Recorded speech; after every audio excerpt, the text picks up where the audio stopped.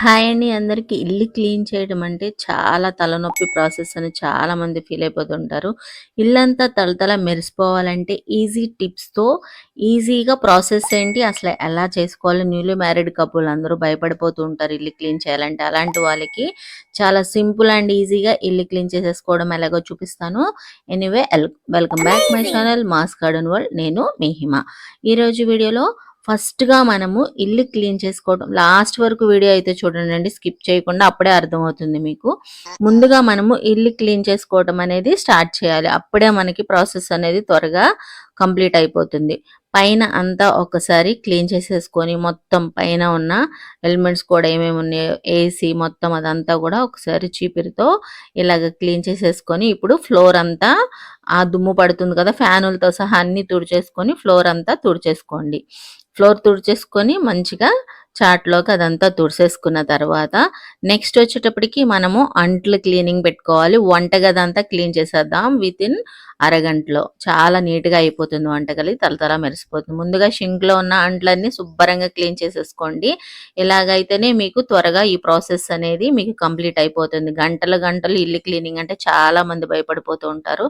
అట్లా ఏమి ఉండదండి, ఇది సింపుల్గా చేసేసుకోవచ్చు. చాలా బాగా తొందరగా కంప్లీట్ అయిపోయే ప్రాసెస్. ఇలా అంట్లు కడిగేసుకున్న తర్వాత మనము షింకు పైన ఉన్న టైల్స్ ఉంటాయి కదండి, అవి ట్యాప్ కూడా నీట్గా తోమేసుకోవాలి. అప్పుడు ఒక ప్రాసెస్ అనేది కంటిన్యూషన్ మనకి ఆగకుండా పని కంప్లీట్ అయిపోతుంది. ఎర్లీ మార్నింగ్ 6:30కి స్టార్ట్ చేశానండి నేను ఇది. నాకు 9 కల్లా కంప్లీట్ అయిపోయింది. ఇప్పుడు చూసారు కదా, షింక్ అంతా ట్యాప్ పైన గోడ కూడా నీట్గా అయిపోయింది. నెక్స్ట్ మనం వచ్చేటప్పటికి వంటగది ముందు క్లీన్ చేద్దాం అన్నాను కదా, ఇప్పుడు అంట్లు క్లీన్ అయిపోయినాయి. నెక్స్ట్ వచ్చేటప్పటికి ఇప్పుడు మనం క్లీన్ చేయవలసింది స్టవ్ అండి. స్టవ్ క్లీన్ చేయడానికి కొద్దిగా కోల్గేట్ పేస్ట్ తీసుకోండి. దానికి ఒక చెక్క నిమ్మరసం అయితే తీసుకోండి. ఇది చాలా బాగా పనిచేస్తుంది క్లీనింగ్ ఏజెంట్గా.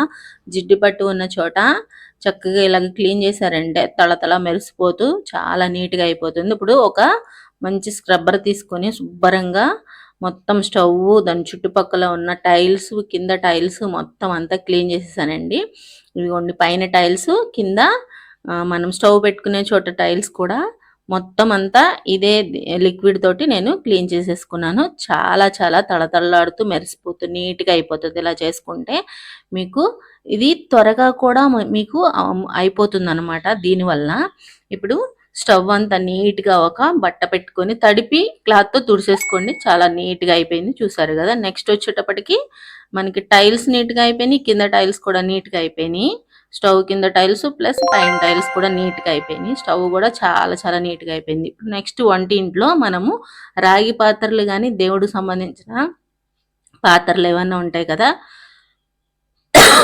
అవన్నిటినీ కూడా ఇది ఒక పేస్ట్ తోటి నేను క్లీన్ చేస్తానండి. ఈ పేస్ట్ ఏంటనేది నేను నెక్స్ట్ వీడియోలో మీకు చెప్తాను. రాగి కానీ ఇత్తడి కానీ ఏదైనా సరే దీంతో నీట్గా అయిపోతుంది. దీనికి ఒక్కసారి అప్లై చేసేసి ఒక స్క్రబ్బర్తో చాలా నీట్గా ఇలా రుద్దేసుకుంటే, ఒక్కసారి రుద్దితే చాలండి. చెయ్యి అంత నొప్పి లేకుండా. రాగి సామాన్లు తోమాలంటే చాలా మంది భయపడిపోతుంటారు. చూసారు కదా తళతళ ఎలా మెరిసిపోతుందో. మనము ఇట్లాగా రాగి సామాన్లు కానీ ఇత్తడి సామాన్లు కానీ ఈ విధంగా నీట్గా వితిన్ 10 మినిట్స్లో చక్కగా నీట్గా చేసేసుకోవచ్చు అండి. చూసారా చూసారా 2 బిందులు కూడా చాలా నీట్గా అయిపోయింది. దేవుడి సామాను కూడా ఇత్తడి సామాను వీటితోనే క్లీన్ చేసేసుకోండి. చాలా బాగా త్వరగా అయిపోతుంది. ఇత్తడి సామాన్ తర్వాత నేను వంటింట్లో ఉండే మిక్సీ సేమ్ ఇదే పేస్ట్ నిమ్మరసంతో క్లీన్ చేశానండి. ఇప్పుడు లివింగ్ రూమ్ వచ్చేటప్పటికి పైన ఎలక్ట్రానిక్ వస్తువులే ఉంటే అవన్నీ నీట్గా క్లీన్ చేసేసుకుని మెత్తటి తెల్లటి క్లాత్ తీసుకొని ఈ చెక్కది కానీ ఏదైనా వుడెన్ ఉంటే కంపల్సరీ కొద్దిగా తడి చేసుకొని ఇలాగ తుడిచేశారు అంటే మీకు చెక్కది నీట్గా అవుతుంది. ఆ తర్వాత నెక్స్ట్ వచ్చేటప్పటికి కొద్దిగా క్లాత్కి ఆయిల్, కొంచెం లైట్గా ఆయిల్ వేసుకొని క్లాత్ మీద అప్లై చేసేయండి. తల చక్కగా మెరుస్తూ ఉంటుంది. చక్కది వుడ్ది ఏదైనా సరే, టేబుల్ కానీ లేకపోతే వుడ్కి సంబంధించిన ఏదైనా సరే ఇలా చేశారంటే మెరుస్తుంది. నెక్స్ట్ లివింగ్ రూమ్లో మనకి ఏముంటుందో సోఫాని నీట్గా చేయాలంటే ఒక లిక్విడ్ ఏదో ఒకటి యూస్ చేసేసుకోండి. దానిలో వాటర్లో వేసేసుకొని మంచి క్లాత్ తీసుకొని మెత్తటిది, ఇదిగోండి ఇది బాండి మీద పెట్టుకుంటాం కదా, సోఫా క్లీనింగ్ అనేది పెద్ద తలనొప్పిగా ఫీల్ అయిపోతూ ఉంటారు చాలామంది. అలా కాకుండా సింపుల్‌గా ఎలా చేసేసుకోవచ్చు చాలా త్వరగా.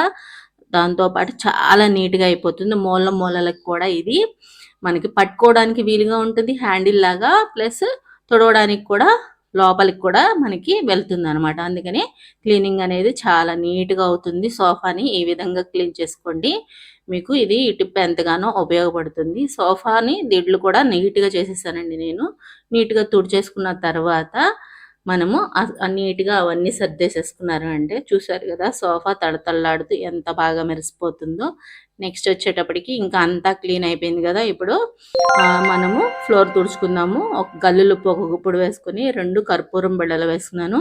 నరదృష్టి ప్లస్ ఇంట్లోకి క్రిములు రాకుండా ప్లస్ అన్నిటికీ మనకి ఎంతగానో ఉపయోగపడుతుంది. డెటాల్ కూడా మంచి హైజీనిక్‌గా స్మెల్ రావటానికి నేను ఎప్పుడో పాతకాలం నాటి డెటాలే యూజ్ చేస్తానండి. నాకు ఈ స్మెల్ అంటేనే ఇష్టం.